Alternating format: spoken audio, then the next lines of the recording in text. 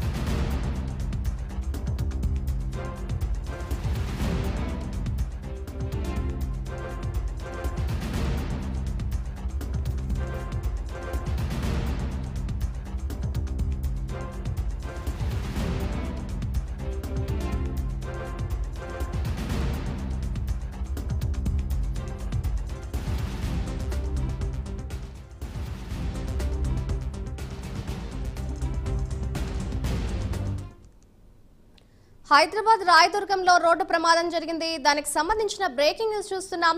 అతి వేగంతో అదుపు తప్పి కారు డివైడర్ని ఢీకొట్టింది. ఈ ప్రమాదంలో చరణ్ అనే యువకుడు అక్కడికక్కడే మృతి చెందాడు. ప్రమాదానికి అతి వేగమే కారణమని పోలీసులు తెలిపారు.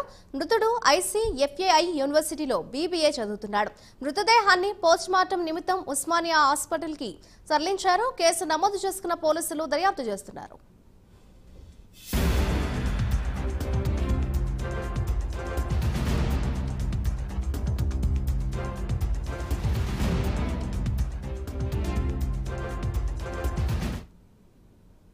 రాయదుర్గంలో రోడ్డు ప్రమాదం జరిగింది. ఇదే అంశంపై మరింత సమాచారాన్ని మా ప్రతినిధి కుమార్ అందిస్తారు. Kumar, thank you Madhuri. రాయదుర్గం మల్కాం చెరువు వద్ద తెల్లవారుజామున రోడ్డు ప్రమాదం అయితే చోటు చేసుకుంది. నంది హిల్స్ నుండి వేగంగా వచ్చి మార్కారం చెరువు వద్ద ఉన్న ఫ్లైఓవర్ బ్రిడ్జ్ ను వేగంగా ఒక కారు ఢీకొట్టడంతో ఆ కారు అక్కడికక్కడే నుజ్జు అయింది. ముఖ్యంగా కారు నడుపుతున్న యువకుడు కూడా స్పాట్ లోనే మృతి చెందాడు.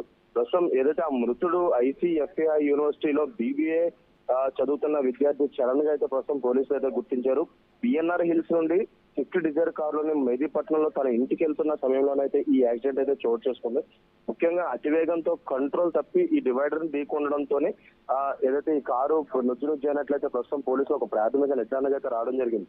ముఖ్యంగా కారులో ఉన్న చరణ్ స్పాట్ లోనే మృతి చెందాడు. ముఖ్యంగా ఈ ప్రమాదానికి అతివేగమే కారణం అని చెప్పి కూడా పోలీసులు అయితే ఒక ప్రాథమిక నిర్ధారణకు అయితే రావడం జరిగింది. సంఘటన జరిగిన సమయంలో కారులో చరణ్ ఒక్కడే ఉన్న నేపథ్యంలోనే అతను ఒక్కడే మృతి చెందాడు. అలాగే మృతి చెందిన చరణ్ ను కూడా పోస్ట్ మార్టం నిమిత్తం ఉస్మానియా హాస్పిటల్కి అయితే తరలించారు. ప్రస్తుతం దీనిపై కేసు అయితే నమోదు చేసుకున్న రాయదుర్గం పోలీసులు దీంట్లో పూర్తి విచారణ అయితే చేపడతామని చెప్పారు. ముఖ్యంగా ఈ రోజు ఉదయం తెల్లవారుజామున ఈ సంఘటన జరగడంతో రోడ్డు మీద కూడా ఎవరు లేకపోయిన సమయంలోనే ఇతను ఒకటే చనిపోవడం జరిగింది. ముఖ్యంగా ఈ కారు అతివేగంతో, అంటే స్విఫ్ట్ డిజైర్ కార్ అంటే నార్మల్ కార్ గా ఉంటుంది, ఇది అతివేగంతో రావడంతో డివైడర్ పూర్తి తీయడంతో వెంటనే నుజ్జు అయిపోయింది కారు. ముఖ్యంగా ఆ కారులో ఉన్న ఒక వ్యక్తి ఉన్నాడు, ఆ చరణ్ అనే వ్యక్తి కూడా అతను చనిపోవడంతో కూడా ప్రస్తుతం పోలీసులు అయితే దీనిపై కేసు అయితే నమోదు చేశారు. పూర్తి దర్యాప్తు అయితే చేపడతా ఉన్నారు. థాంక్యూ కుమార్.